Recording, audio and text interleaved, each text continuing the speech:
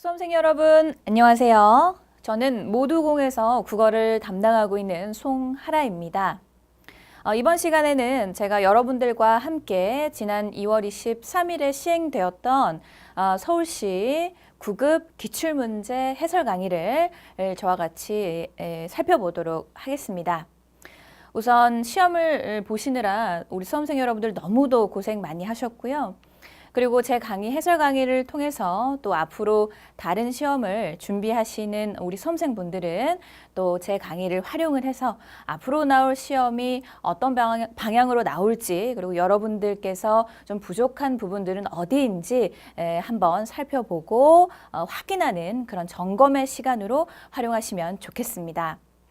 우선 본격적인 해설 강의에 앞서서 이 국어 시험에 대해서 간단한 총평을 한다면 우리 수험생 여러분들께서 고전 시가나 아니면 한자어, 한자성어를 한자어나 아니면 원문으로 좀 익숙치 않게 공부하셨던 분들은 조금 어려울 수 있는 그런 문제들이 출제가 되었습니다. 그래서 고전 파트를 조금 이제 공부를 안 하셨던 분들에게는 좀 난이도가 있게 느껴졌던 시험이었고, 고전 부분이나 한문 쪽에 좀 신경을 써서 공부를 많이 하셨던 분들은 아마 좋은 점수가 나오지 않았을까라는 생각을 해봅니다. 자, 그러면 저와 같이 1번부터 풀이 해보도록 할게요. 자, 1번은 어떤 문제가 나왔냐면 이제 우리 의문의 개념에 대해서 나왔습니다. 자, 의문의 개념에 대한 설명으로 옳지 않은 것을 묻는 문제였고요.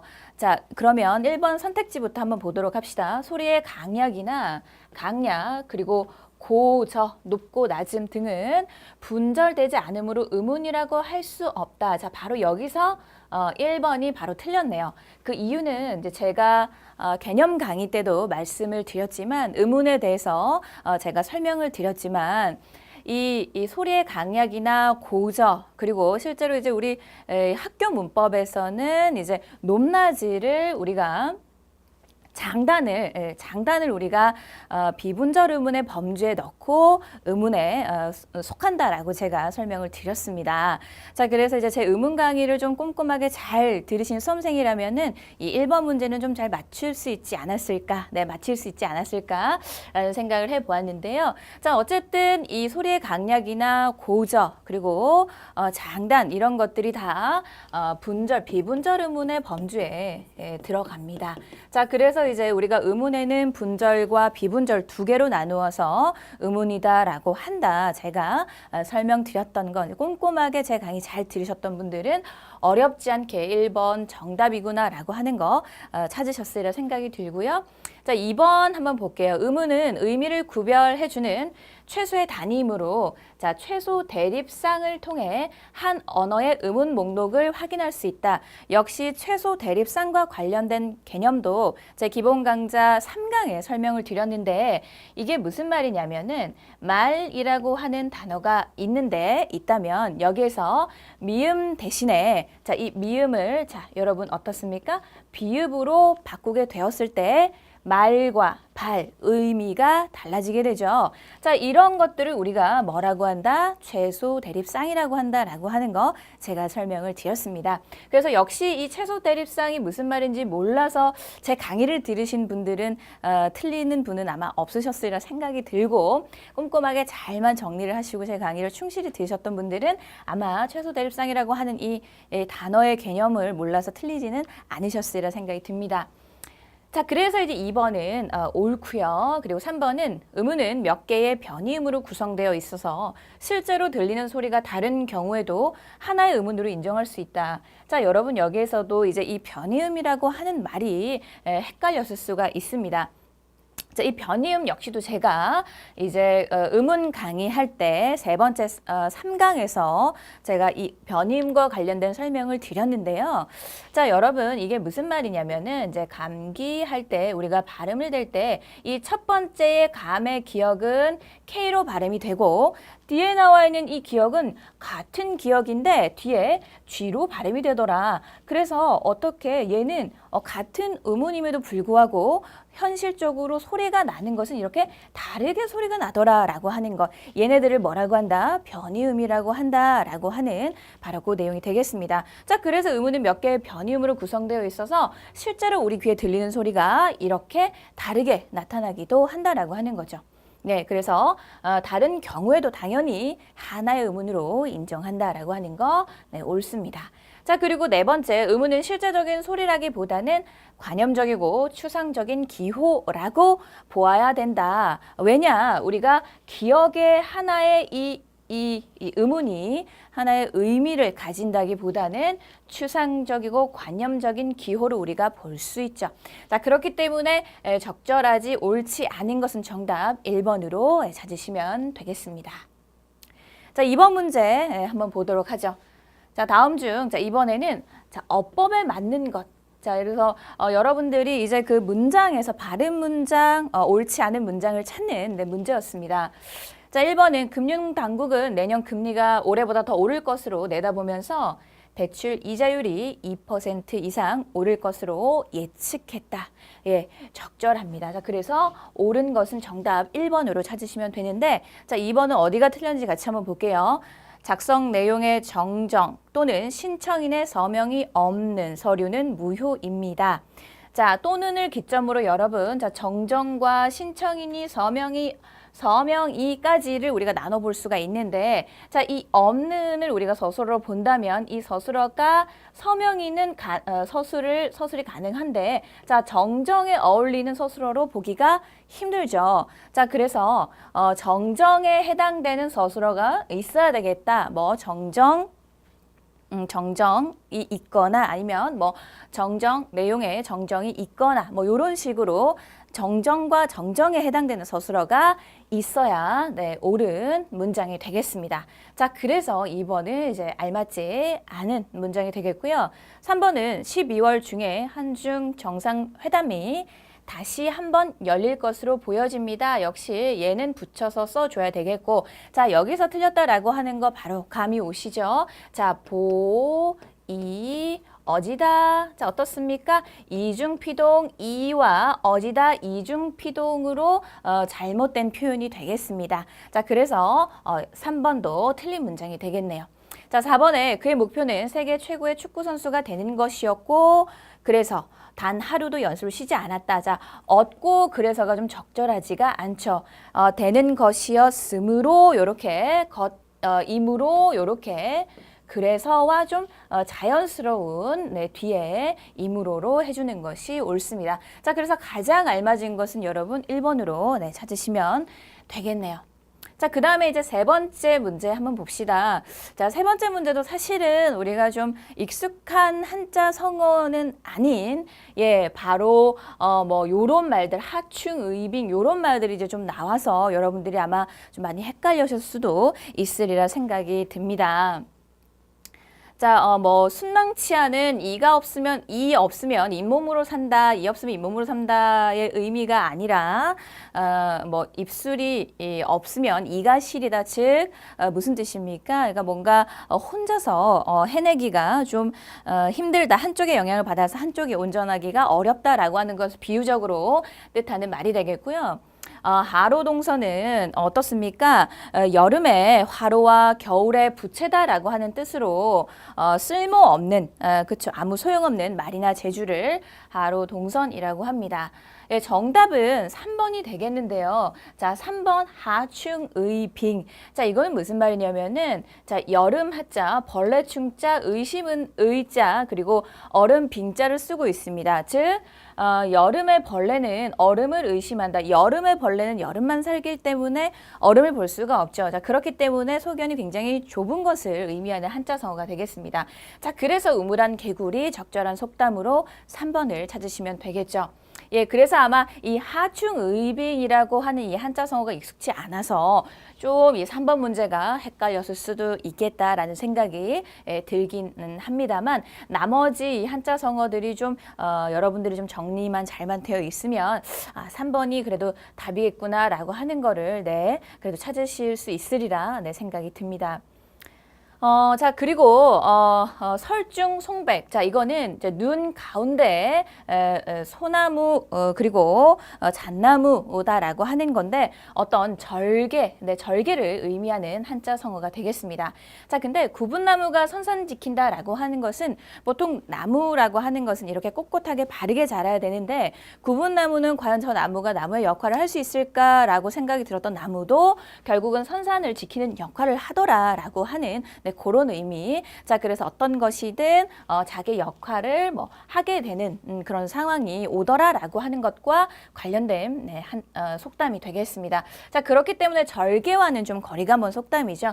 예, 그래서 가장 비슷한 것은 3번으로 여러분 찾으시면 예, 정답 되겠습니다. 자, 그다음 4번 볼게요. 자, 이번에는 이제 복수표준어에 대한 설명입니다. 자, 이 복수표준어도 마찬가지로 이것도 이제 우리가 여러분들이 이제 지식형 문제, 네, 그래서 중에 하나인데, 여러분들 얼마나 많이 복수표준어의 종류를 많이 외우고 계시는지를 어떻게 보면은 묻는 문제였습니다. 자, 그래서 복수표준어에 대한 설명은 되어 있지만 사실 이거 없이도 그냥 그렇죠. 이것 중에 옳지 않은 것을 바로 여러분들이 외우셨으면 네, 찾아내실 수 있으려 생각이 듭니다. 자, 그래서 옳지 않은 것, 네, 가장 옳지 않은 것, 나머지들은 다 적절한데, 자, 정육간이라고 하는 말은 없습니다. 네, 그래서 얘는 푸죽간이라고 하는 말이 복수 표준어가 되겠죠. 자, 그래서 정답은 네, 2번으로 찾으시면 됩니다. 자, 그래서 여러분 고깃간과 푸죽간이 복수 표준어다, 정육간이 아니다라고 하는 거. 나머지 가는 허리, 잔허리, 관계없다, 상관없다, 기세 부리다, 기세 피우다 다 적절한 복수 표준어가 되겠습니다. 자, 그래서 역시 이 문제도 좀 여러분들이 좀 많이 외우고 계시면 좀 쉽게 풀릴 만한 이제 그런 문제였다라고 하는 거. 그런 문제였습니다. 자, 그 다음에 5번 문제 한번 보도록 할게요. 자, 이번에는 이제 그 로마자 표기와 관련된 내용이 되겠습니다. 자, 그래서 우리가 오죽헌, 김봉남, 설릉 이런 것들 이제 실제로 우리 문제에서 너무나도 많이 저와 같이 기본 강의와 그리고 또 여러 강의들을 통해서 저와 같이 정리했던 네, 기억들이 아마 분명히 나시리라 생각이 듭니다. 자, 그래서 이제 옳은 것을 모두 고르라라고 되어 있죠.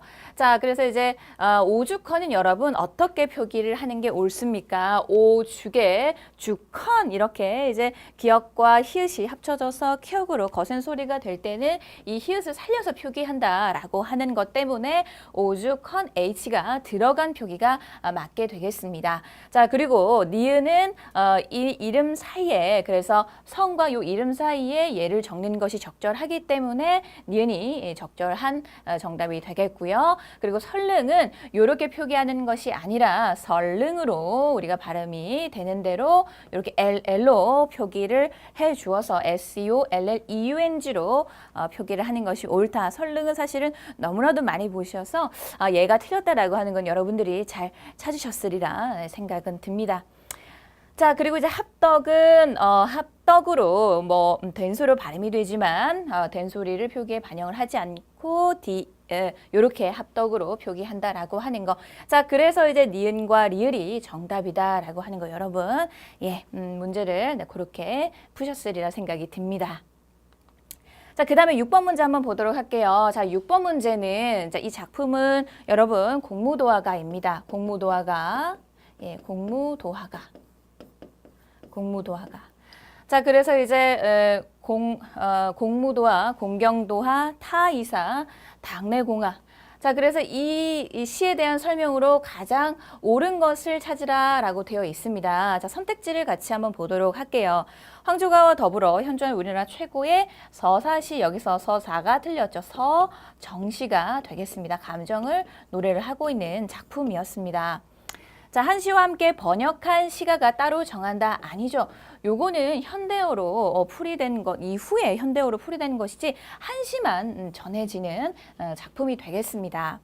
자, 그다음에 3번이 정답이 되는 이유는 물의 상징적 의미를 따라 시상을 전개하고 있다라고 되어 있는데요. 자, 여기서 우리가 이제 첫 번째 물과 두 번째 물, 그리고 세 번째 물의 의미에 대해서 제가 정리를 독해 시간에 했던 여러분들 기억이 나시리라 생각이 듭니다. 자, 그래서 첫 번째 그대여 물을 건너지 말아달라라고 이야기를 하는 것은 그대를 향한 걱정, 즉 사랑이 되겠죠. 사랑하니까 걱정한다. 자, 그리고 결국 그대는 근데 내가 가지 말라고 했는데 물을 건너버렸어요. 즉 뭡니까? 이 두 번째 이 물의 의미는 이별의 의미다라고 한 거 여러분들 정리 기억나시죠? 그리고 세 번째 부분에서의 이 물의 의미는 죽음을 임의 죽음을 뜻한다라고 하는 거. 그래서 이제 첫 번째, 두 번째, 세 번째 물의 의미가 각각 달라지면서 시상을 전개하고 있다가 적절하니까 3번이 적절한 옳은 답이 되겠습니다. 4번은 몇 번을 죽어도 충성의 마음. 네, 여기서는 이제 충성, 충과 관련된 내용은 아니기 때문에 적절한 정답은 3번이었습니다. 자, 그래서 마찬가지로 이제 이 작품의 6번 문제 같은 경우는 이제 공무도화가가 사실은 이렇게 현대어로 친절하게 좀 풀이만 되었어도 여러분들이 이제 3번 문제 찾는 게 사실 그렇게 어렵진 않았을 텐데 요게 이제 쏙 빠져버린 다음에 이 문제를 풀어라. 요렇게 이제 이렇게 출제가 되어버려가지고 여러분들이 이제 6번 문제 딱 봤을 때 뭐지? 라고 하면서 조금 당황하실 수도 있으리라 생각이 듭니다. 자, 그래서 여러분들 한문으로 이렇게도 출제가 되니까 이 한문과 관련된 이런 것들은 좀 눈으로 좀 잘 익혀두시길 바라고요. 자, 어쨌든 6번 문제 그래서 정답은 3번으로 찾으시면 되겠습니다. 자, 7번 문제 같이 한번 볼게요. 자, 보기의 두 시조에 대한 설명으로 가장 옳지 않은 것.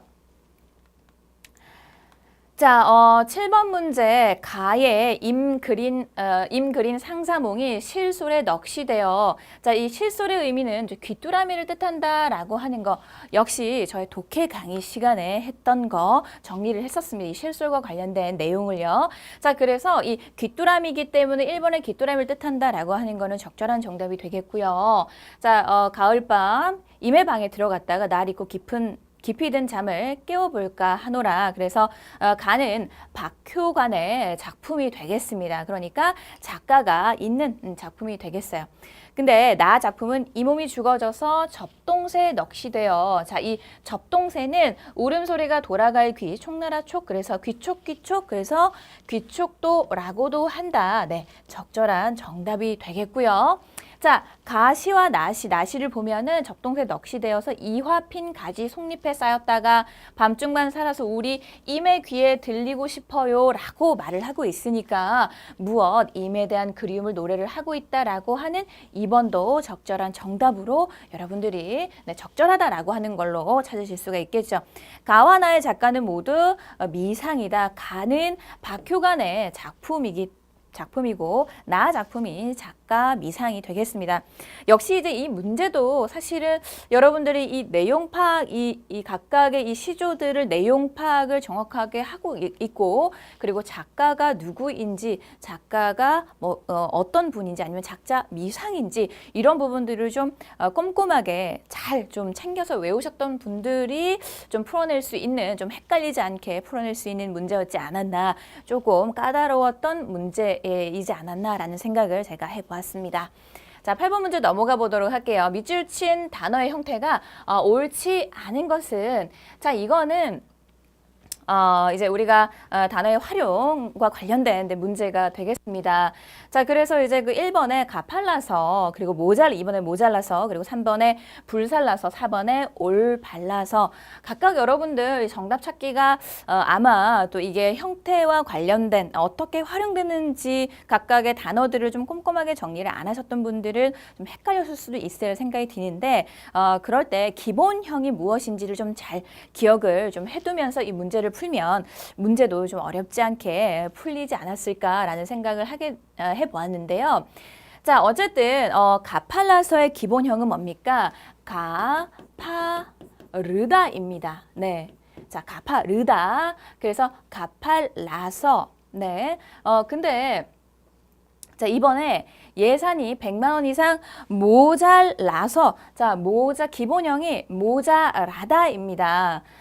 자, 그래서 기본형이 모자라다이기 때문에 모잘라서가 아니라 모자라서로 네, 써주는 것이 옳죠. 네, 무슨 말인지 아시겠죠? 자, 그래서 기본형이 모자라서이기 때문에 이렇게 쓰는 것이 정답이 되겠습니다. 그래서 옳지 않은 것은 여러분 2번으로 찾으시면 되겠고요. 3번은 이제 불살라서는 불사르다에서 활용이 되는 거기 때문에 불살라 이렇게 가능한 단어가 되겠고요.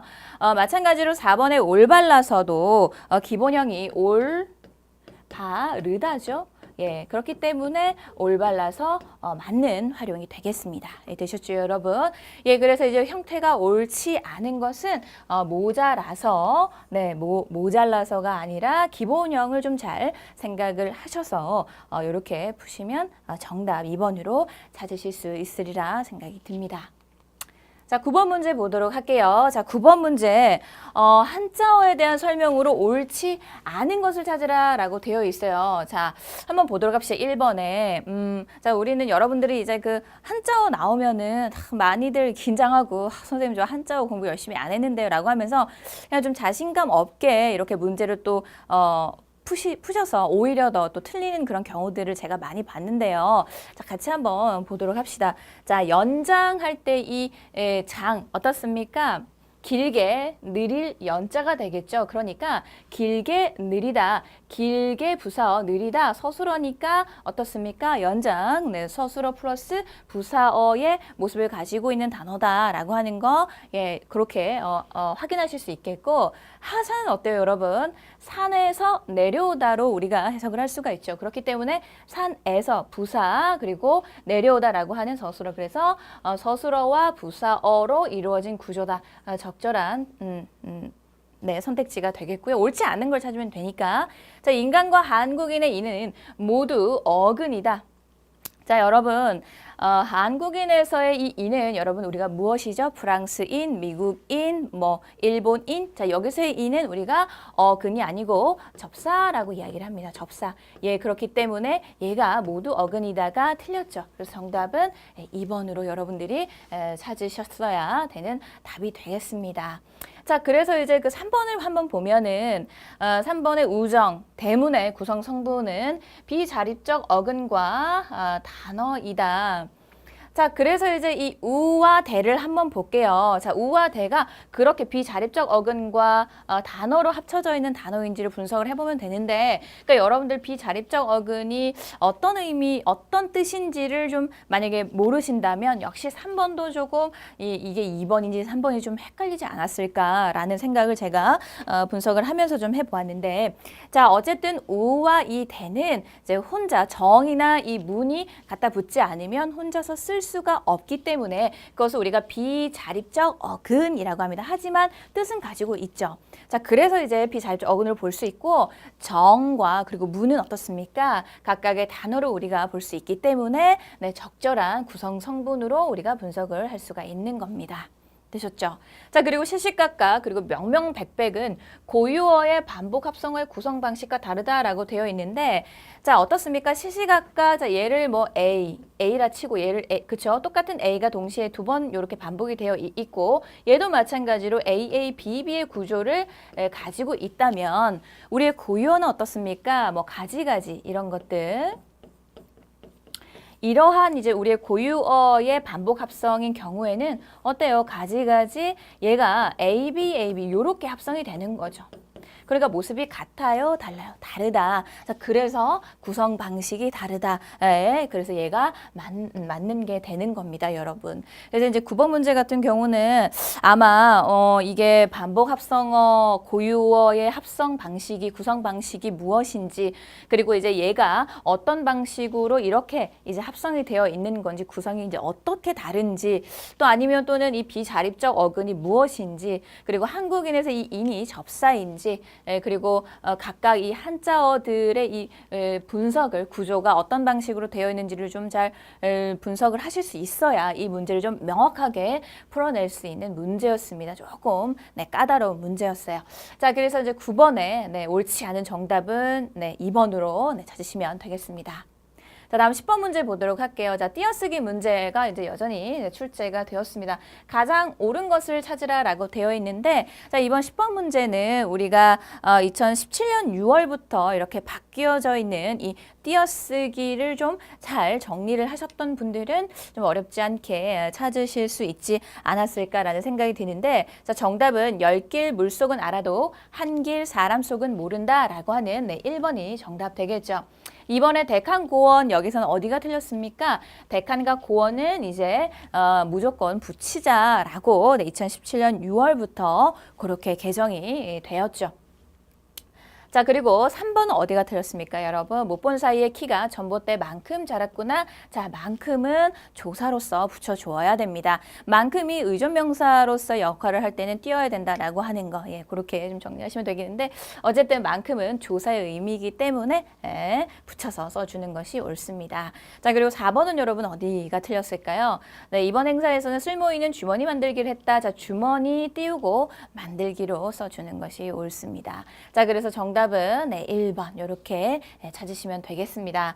사실은 이제 이 문제풀이를 제가 이제 문제 분석을 또 하면서 정말 이 막상 이런 것들 사실은 이제 여러분들이 꼼꼼하게 혼자서 공부하거나 아니면 그렇게 할 때는 얼마든지 풀어낼 수 있는 문제입니다. 사실은 이 문제가 이렇게 분석을 해보면. 근데 여러분들이 실제 시험장에서 참 이렇게 긴장하지 않고 문제들을 잘 푸셨을지 다 이렇게 하시는 말씀을 이렇게 들어보면 너무너무 그냥 어렵게 느껴졌어요. 머릿속에 알고 있는 내용들을 좀 잘 끄집어내지 못했다. 문제 풀이 할 때 좀 잘 활용을 하지 못했다라고 하는 이야기들을 좀 많이 하시더라고요. 그래서 어쨌든 이 문제도 여러분들이 몰라서 못 풀었다기보다는 아마 너무 긴장하셔서 아니면 또는 또 외우고 있는 좀 정리했던 내용들이 좀 명확하지 않아서 그런 기본 개념들이 좀 명확하게 머릿속에 정리가 되어 있지 않아서 좀 이 10번 문제를 만약에 틀리신 분은 그래서 틀린 게 아닌가 라고 제가 분석을 해보았습니다. 자, 여러분 11번 보도록 하겠습니다. 11번 문제. 자, 11번 문제는 우리 형태론 중에 형태소 분석하는 문제가 되겠습니다. 형태소 개수가 가장 많은 것. 사실 이제 이 형태소 분석하는 연습이 충분히 되어 있지 않거나 아니면 이런 형태소 분석을 좀 많이 해보시지 않은 수험생분들은 실수하기가 딱 좋은 문제가 되겠습니다. 자, 그래서 1번부터 어떻게 분석을 하는지 같이 한번 정리해 보도록 하겠습니다. 자, 그래서 떠내려 갔다 여러분 떠내려 갔다 기본형이 그렇죠. 기본형이 뜨다에서 그래서 떠내려 뜨어 내리어 가았다 이렇게 분석을 하시면 되겠고요. 자, 그래서 이제 뜨다에서 이렇게 어가 붙어서 이렇게 떠가 된 거고 내리어 가았다. 그래서 총 몇 개입니까? 하나, 둘, 셋, 넷, 다섯, 여섯, 일곱 개. 총 얘는 형태소 7개가 되겠습니다. 자, 그 다음에 따라 버렸다. 자, 따라 버렸다도 어떻게 분석을 해야 되겠습니까, 여러분? 기본형이 따르다에서 온 거기 때문에 자, 버리었다. 요렇게 분석을 하는 것이 옳죠. 자, 그래서 얘를 어근 그래서 버리었다. 그래서 총 몇 개? 자, 하나, 둘, 셋, 넷, 5개. 그래서 얘는 5개의 형태소가 되겠습니다. 되셨죠? 자, 그리고 빌어 먹었다. 자, 기본형이 빌다에서 이렇게 어가 붙었기 때문에 마찬가지로 얘는 여기서 이제 그대로 분석을 하시면 되겠죠? 빌어 먹었다. 그래서 하나, 둘, 셋, 넷, 5개의 형태소가 되겠습니다. 여쭈어 봤다. 자, 여쭈다에서 왔죠? 자, 여쭈어. 자, 여기는 어떻게 보았다로 분석을 해야 되니까 자, 몇 개입니까? 하나, 둘, 셋, 넷, 5개. 그래서 5개의 형태소가 되겠습니다. 형태소의 개수가 많은 것은 그래서 1번으로 찾으시면 됩니다. 그래서 이제 요거를 여러분 막 이렇게 좀 꼼꼼하게 잘 찢어서 분석을 하지 않으면 11번 문제 뭐 이렇게 실수로 틀리는 그런 문제가 되겠는데 사실은 뭐 몰라서 틀리는 문제는 아니죠. 11번 문제 같은 경우는 그래서 11번의 정답은 1번이 되겠고요. 자, 12번 문제 같이 한번 보도록 합시다. 자, 이번에 불규칙 활용하는 용언이 아닌 것은 자, 여러분 불규칙 활용하는 용어 우리가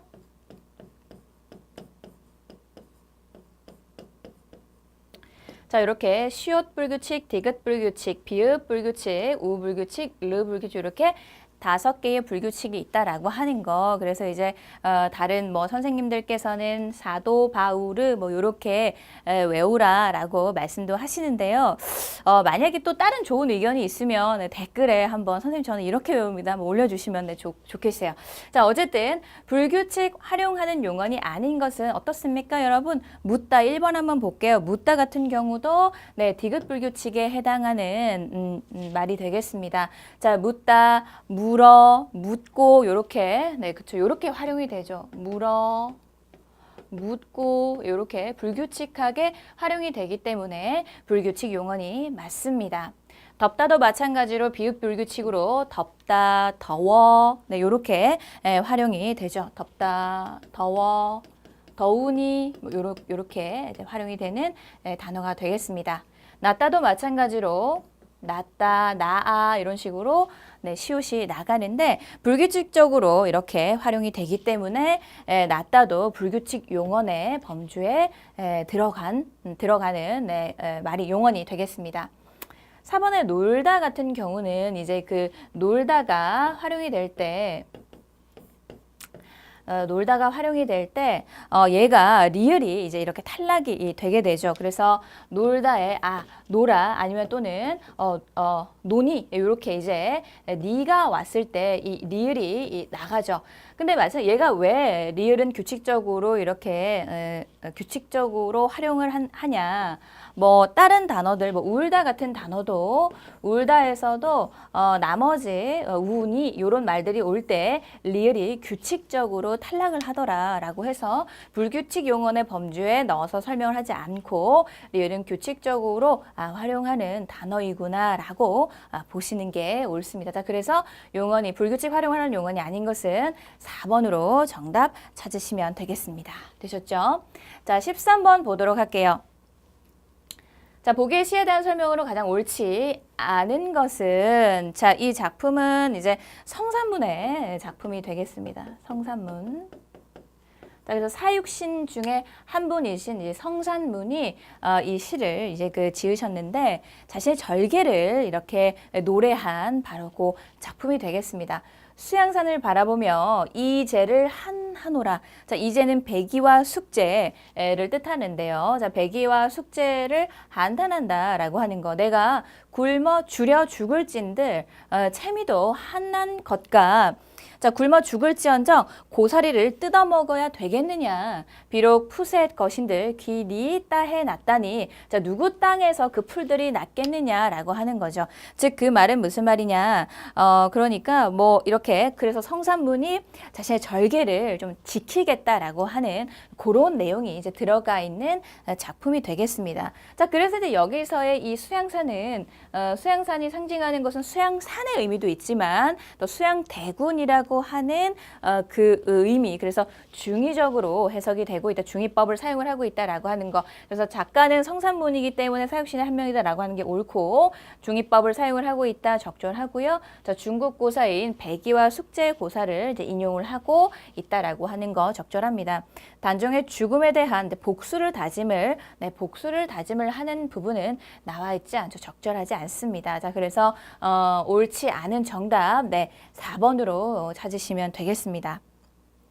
자, 그래서 마찬가지로 13번의 이 문제도 우리가 이제 그 고전 부분에 나와 있는 이 그 고전 시가의 문제들, 그러니까 지금 앞에서 1번부터 쭉 우리가 계속 살펴보고 있지만 현대 작품보다는 지금 고전 시가, 뭐 시조 아니면 또는 뭐 그런 것들을 한문을 그냥 그대로 원문체 그대로 가지고 온 그런 문제들이 많아서 아마 여러분들이 문제를 푸는 내내 좀 힘들지 않으셨을까라는 생각을 해보았습니다. 역시 이제 그 13번에 나와 있는 이 제시된 이 작품도 그 고전 작품으로 성산문의 작품이었다. 그래서 고전 부분에서 좀 꼼꼼하게 잘만 공부하신 분들은 자신이 있어요 선생님이라고 하면서 잘 풀어내실 수 있겠지만 좀 고전 파트를 좀 이렇게 듬성듬성 좀 꼼꼼하게 공부하지 않았으면 이 13번 문제 풀어내기가 조금 많이 어려웠으리라 생각이 듭니다.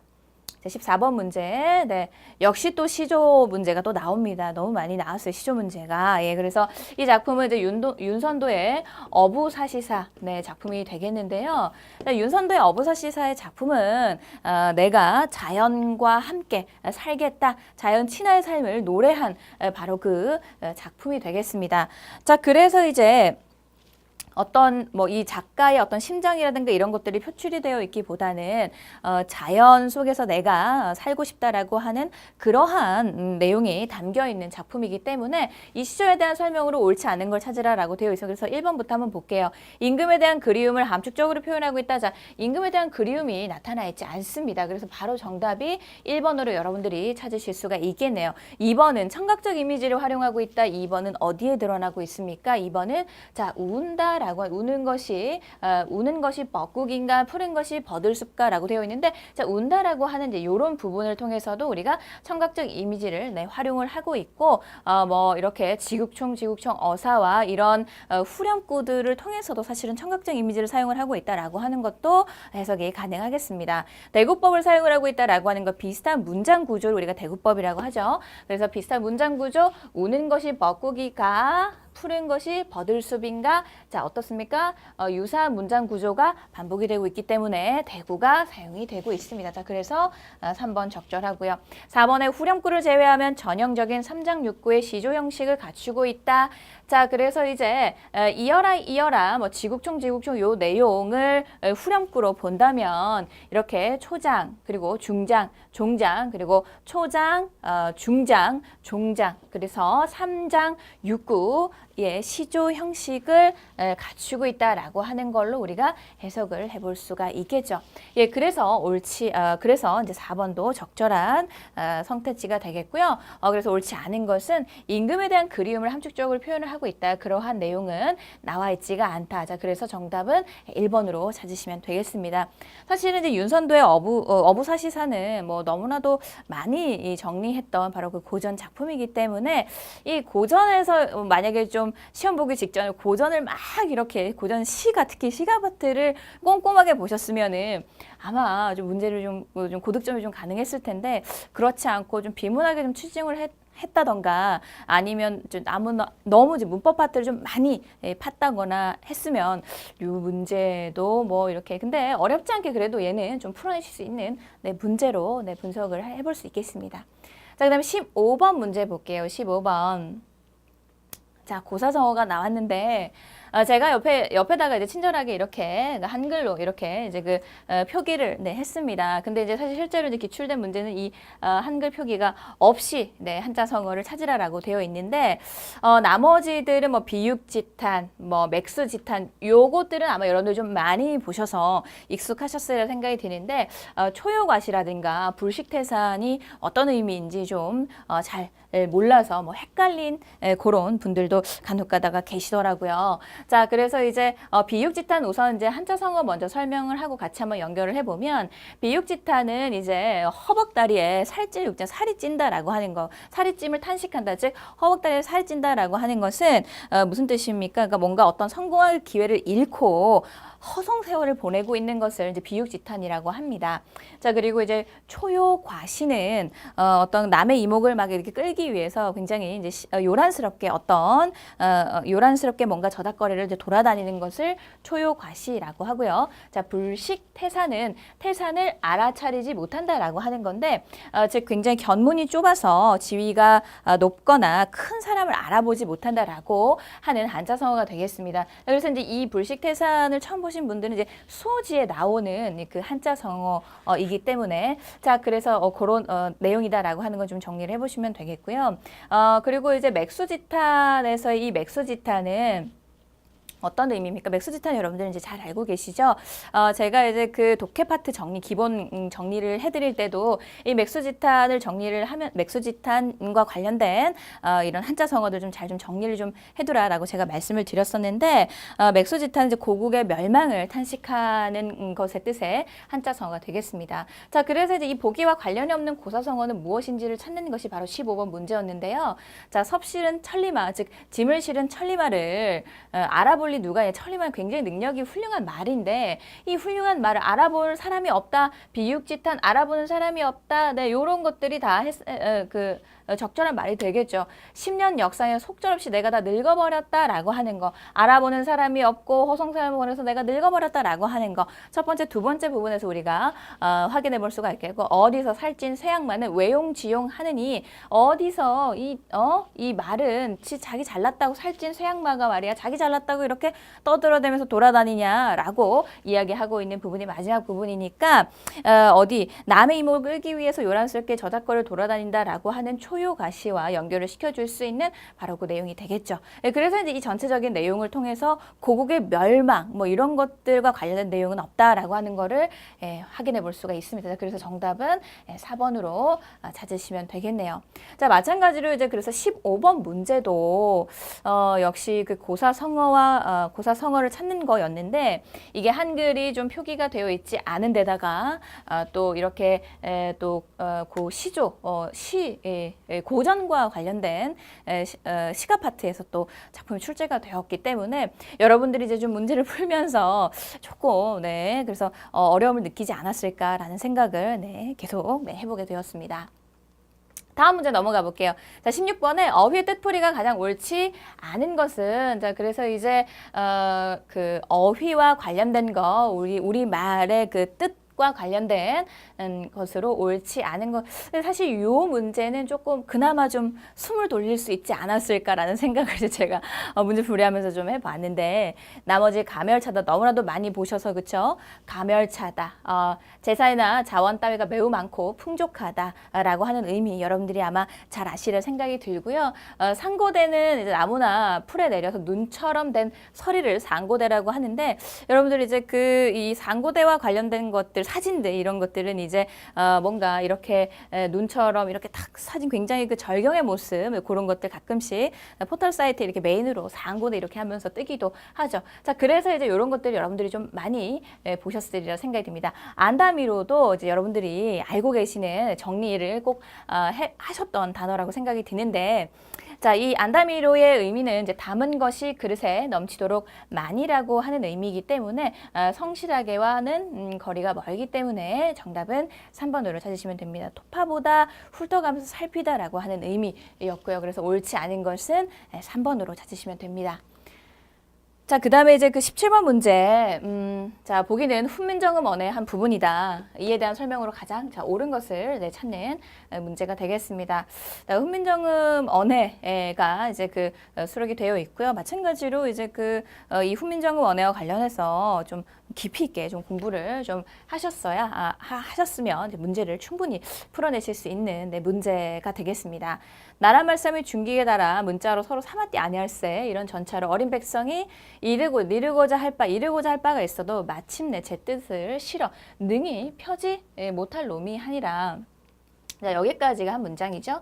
내 일을 위하여. 자, 여기서 이제 밑줄이 그어져 있는데 밑줄을 그어져 있지 않네요. 자, 내 일을 위하여 어여삐 여겨 새로 28자를 맹간 28자를 내가 이를 불쌍히 여겨 28자를 만들었고, 사람마다 쉽게 익혀 날로 쓰매 편안키 하고자, 편안하게 하고자 할 따름이니라. 그래서 세종대왕께서 이제 훈민정음을 창제했던 그 이유에 대해서 이렇게 직접 쓴 글이 되겠습니다. 그래서 이제 옳은 것은 보기는 한 문장이다, 아니죠. 두 문장이 되겠고요. 밑줄 친 실어는, 자, 여기에 실어는 능히라고 하는 의미가 되겠습니다. 능히. 자, 제 뜻을 능히 펴지 못한다. 근데 여기서 이 한자, 이 제자는 씻다, 물건을 씻다라고 하는 의미 아니에요. 자, 그렇기 때문에 좀 적절하지가 않죠. 자, 그래서 틀렸다라고 하는 거 확인해 볼 수가 있겠고요. 밑줄 친 내는 세종대왕 자신을 가리키는 표현이다. 자, 이것만 명백하면 사실은 나머지들이 좀 헷갈려도 답을 찾으실 수는 있었으리라 생각이 듭니다.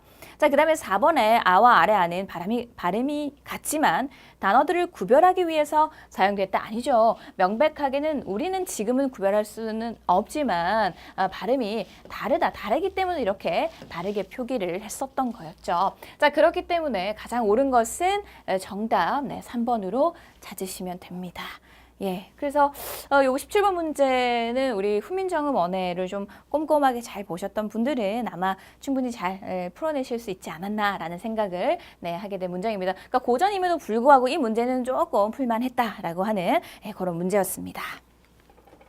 자, 그 다음에 18번 문제. 18번 문제가 드디어 이제 18번, 19번, 20번에 이어져서 이제 여러분들이 좀 풀만한 현대 작품들 그리고 비문학 독해들이 좀 이어져서 쭉 나오고 있는데요. 자, 이 작품은 어떻습니까? 누구의 작품이죠? 정지용의 바로 유리창이라고 하는 작품이 되겠습니다. 네, 유리창. 그래서 이제 이 정지용 시인이 자녀를 잃고 그 슬픔을 이렇게 이제 시로 승화시킨 바로 그 작품이 되겠습니다. 그래서 이제 시어 가운데 내적 연관성이 가장 적은 것은 무엇이냐? 자, 한번 보죠. 자, 유리에 차고 슬픈 것이 어려. 지금 어떤 상황이냐면 이제 자식을 잃은 아버지가 유리 앞에 서서 이렇게 입김을 후 불었다가 자녀가 너무 그리워서 이제 그리워하는 바로 그 모습을 이렇게 표현을 하고 있는 작품입니다. 그래서 차고 슬픈 것이 어린다. 이 차고 슬픈 것의 의미는 이 바로 죽은 자녀의 의미가 되겠죠. 열 없이 붙어 서서 입김을 흐리우니 길 잃은 양 언 날개를 파닥거린다. 지우고 또 지우고 보아도 새까만 밤이 밀려나가고 밀려와 부딪히고. 자, 여기서의 새까만 밤의 의미는 여기서의 새까만 밤의 의미는 이제 그 부재한 대상, 즉 죽은 아이를 상징을 하는 것이 아니라 뭔가 유리 밖의 세상, 그 유리에 서 있는 그 밖의 세상, 아니면 또는 죽음의 세계. 네, 그래서 그런 것을 이제 상징을 하는 바로 구절이 되겠다. 이렇게 해석을 하시는 게 적절합니다. 그래서 연관성이 좀 적은 것은 이제 그래서 정답이 2번인데 나머지들은 이제 물 먹은 별이 반짝 보석처럼 베낀다.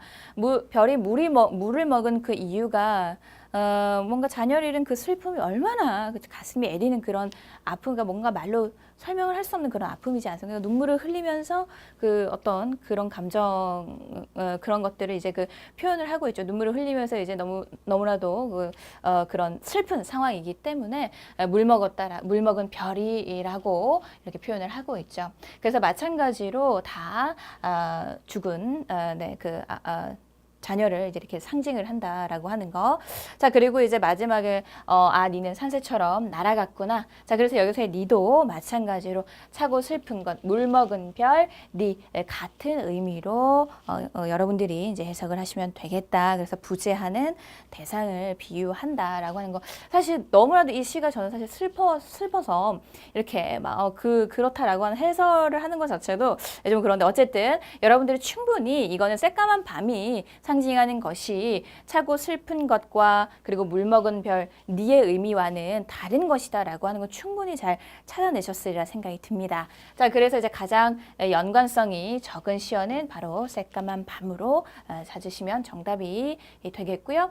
자, 그 다음에 이제 19번 문제 한번 보도록 할게요. 자, 보기의 지문은 설명문의 일종이다. 자, 두 갈씩 설명문으로. 자, 그러니까 두 갈씩이면은 주제가 제일 앞쪽에 나와 있는 것으로 구성하고자 할 때 논리적 전개에 가장 부합하게 배열한 것은 무엇이냐라고 하는 바로 그 문제가 되겠습니다. 자, 그러면은 여러분들이 이 순서 배열하는 걸 사실은 많은 분들이 어렵게 생각을 하시는데 이 문제는 그렇게 어려운 문제는 아니었어요. 그렇죠? 그래서 각각의 문장들의 뭔가 핵심이 되는 그런 단어들이 있었습니다. 그렇죠? 키가 되는, 열쇠가 되는 그런 단어들이 있었는데 자, 기억부터 한번 보도록 할게요. 문장을 구성하는 기본 언어 단위를 자, 어절이라고 한다. 자, 어절부터 시작을 하고 있으니까 얘가 두 갈씩으로 제일 앞에 오기는 조금은 무리가 있다라고 하는 거 느낌으로 오시죠? 자, 띄어쓴 문장 성분을 자, 그러면은 문장 성분에 대한 이야기를 또 하고 있었고 그러면은 앞에 뭔가 문장 성분에 대한 것을 조금 더 한 번만 더 해주면 두 가지식으로 좀 적절하겠다라고 하는 거를 우리가 좀 생각을 해볼 수가 있겠습니다. 그래서 각각 어절이라고 하는데 하나의 어절이 그래서 하나의 문장 성분 되는 것은 문장 성분의 기본적인 성질이다. 자, 그래서 어절에 대한 설명을 하고 있는 것이 바로 기억이었습니다. 니은 한번 볼게요. 이 문장은 자, 인간의 생각을 완결된 형태로 담을 수 있는 언어단이다. 문장은 일정한 구성 성분으로 이루어지는데 맥락을 통해 알 수 있는 경우에는 문장 성분을 생략할 수 있다. 자, 어떻습니까? 문장 성분에 대한 이야기를 시작을 하고 있어요. 문장이라고 하면서 문장 완결된 형태고 문장 성분을 생략을 할 수 있다라고 이야기를 하고 있었죠. 그 다음에 문장 성분 나오기가 적절하니까 니은이 제일 먼저 와야 된다라고 하는 거 어렵지 않게 찾을 수가 있겠죠. 자, 그리고 이 핵심적인 키가 되는 단어들, 그쵸? 기억이 그 다음으로 오겠구나라고 하는 거 우리가 생각을 충분히 해보실 수 있으리라 생각이 듭니다. 왜? 디귿 볼게요. 띄어쓴 어절 나옵니다. 자, 기억에 나와 있는 단어 그대로 나와 있기 때문에 자, 띄어쓴 어절이 몇 개 모여서 하나의 문장 성분 되는 경우가 있다. 그 남자가 아주 멋지다 라는 문장에서 그 남자가와 아주 멋지다는 각각 자, 두 어절로 이루어져서 주어와 서술의 역할을 한다. 어떻습니까? 기억의 내용을 디귿에서 조금 더 보충적으로 설명을 해주고 있기 때문에 기억 다음에 디귿이 오는 것이 적절하겠구나 라고 하는 거 여러분들 충분히 찾으셨으리라 생각이 듭니다. 리을에 그래서 마지막으로 이렇게 리을이 오겠구나. 두 개 이상의 어절이 모여서 하나의 문제 이루는 것을 자, 그 다음에 이제 구 설명으로 가고 있죠. 예, 그렇기 때문에 여러분들 이 19번의 정답은 니은, 기억, 그리고 디귿, 리을인 정답 3번으로 네, 충분히 잘 찾으셨으리라 생각이 드는 문제 19번 문제였습니다. 어렵지 않게 이 문제는 아마 이 문제에 대해서 선생님 너무 어려웠어요 라고 하는 분들은 제가 거의 뵌 적은 없는데 그래도 선생님 저 19번 틀렸어요 라고 하시는 분들이 많이 계시면 아마 이 순서와 관련돼서 좀 연습을 읽는 연습, 독해 연습이 조금 덜 되신 분이니까 제가 기본 독해 강의를 통해서 이렇게 핵심되는 단어들 순서적으로 어떻게 연결시켜줄 수 있는 그런 단어들 찾는 연습을 제 기본 강의에서 이제 하고 있습니다. 자, 그래서 그 강의를 통해서 여러분들이 좀 이런 것들을 한 번 더 연습을 하는 시간을 네, 가지시면 좋겠네요. 자, 20번 문제 보도록 합시다. 보기에 설명에 활용된 방식과 가장 가까운 거. 자, 설명에 활용된 방식. 자, 그러니까 설명 방식이 무엇이냐라고 묻는 문제였습니다. 그럼 이거는 이제 읽는 수밖에 없죠. 유학자들은 자신이 먼저 인격자가 될 것을 강조하지만 궁극적으로는 자신뿐만 아니라 백성 또한 올바른 행동을 할 수 있도록 이끌어야 한다는 생각을 원칙적으로 삼는다. 자, 주희도 자신이 명덕을 밝힌 후에 백성들도 그들이 지닌 명덕을 밝혀 새로운 사람이 될 수 있도록 가르쳐야 한다고 보았다. 네, 그리고 백성을 가르쳐 그들을 새롭게 만드는 것이 바로 신민이다. 그래서 주인은 대학을 편찬하면서 고본대학의 친민을 신민으로 고쳤다.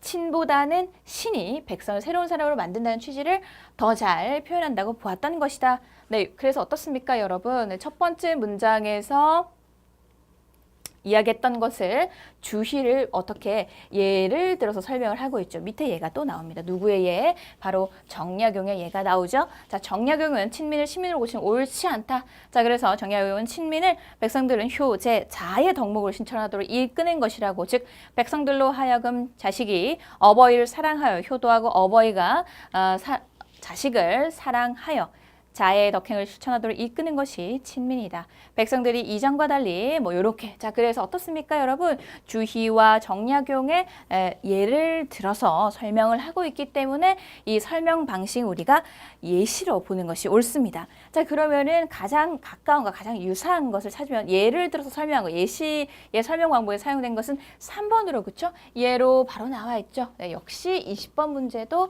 어렵지 않은 문제였어요. 그냥 빨리만 읽을 수 있으면 풀어낼 수 있는 문제였습니다. 근데 이제 시간이 좀 많이 부족해서 앞부분에 막 이렇게 고전 시가들을 보면서 좀 멘붕이 오셨거나 좀 아마 좀 너무나도 많이 좀 시간을 좀 지체하셨던 분들은 20번 문제도 좀 꼼꼼하게 못 풀지 않았을까라고 하는 생각이 드는데 하지만 어려운 문제는 아니었습니다.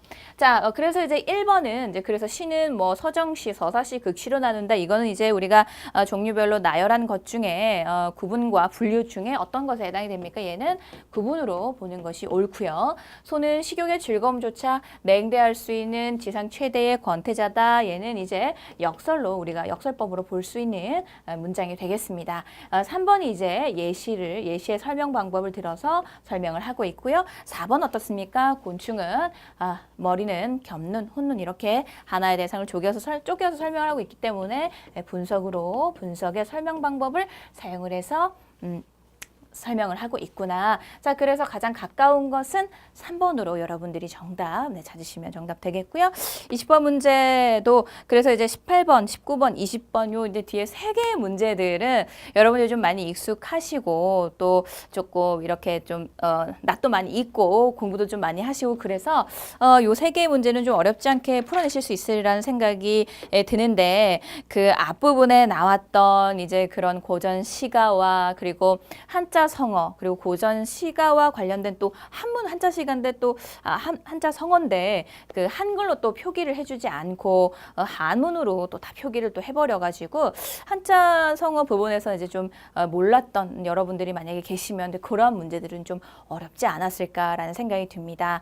그래서 이제 제 이 해설 강의를 활용을 해서 여러분들이 앞으로 남은 시험들을 좀 잘 보시려면 이 고전 파트에 있어서 내가 이 부분이 좀 부족하구나라고 하는 거를 좀 확인을 하시고 고전 부분에 있어서 좀 살을 조금 더 채워 넣고 그리고 또 한자라든가 한자 성어 부분도 한자 성어도 한글만 너무 공부하지 마시고 한자 성어와 좀 연결을 지으면서 좀 공부를 좀 꼼꼼히 해주시길 바랍니다. 예, 그러면 이상으로 기출 강의, 해설 강의 마무리하도록 하겠습니다. 감사합니다.